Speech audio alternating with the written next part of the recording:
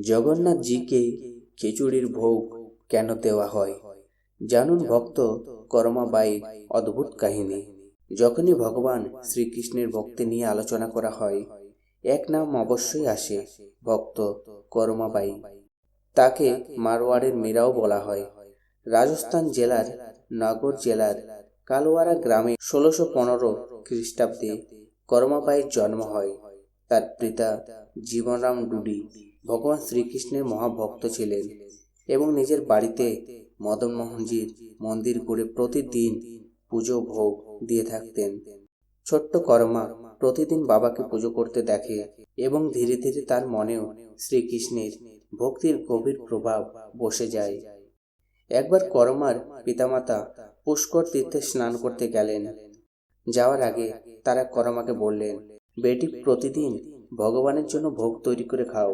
পরের সকালে করমা বাজরা দিয়ে খিচুড়ি বানালেন এবং ভগবানের সামনে রাখলেন এবং বললেন, হে প্রভু, যদি ক্ষুধা লাগে ভোগ গ্রহণ করুন, আমি কয়েক মিনিটে আসছি। কিন্তু অনেকক্ষণ ভগবান ভোগ গ্রহণ করলেন না। করমা চিন্তিত হয়ে বললেন, হয়তো খিচুড়িতে ঘি বা গুড় কম আছে। তিনি আরো ঘি ও গুড় মেশালেন, তবুও ভগবান ভোগ গ্রহণ করলেন না। সন্ধ্যা হলে করমা কাঁদতে লাগলেন। তখন হঠাৎ মূর্তির মধ্য থেকে একটি কণ্ঠ শোনালো, করমা, তুমি মন্দিরের ঢাকনা বন্ধ করনি, আমি কিভাবে ভোগ খাবো? করমা সঙ্গে সঙ্গে ঢাকনা বন্ধ করলেন।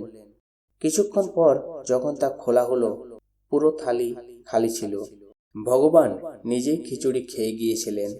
সেই দিন থেকেই করমা প্রতিদিন খিচুড়ি বানাতেন এবং ভগবান তা গ্রহণ করতেন। সময় কেটে গেল।